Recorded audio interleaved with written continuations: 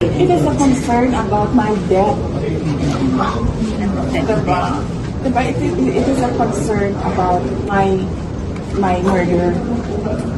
It is a concern about my murder, which is a legitimate concern. But, as sabi ko nga, they don't care. Maybe because siguro nga sa kanila galing, so they don't care. And then ngayon, if I express that concern, they would say there's a threat to the life of the president. Bakit ko daw siya papatayin if not for revenge from the grave?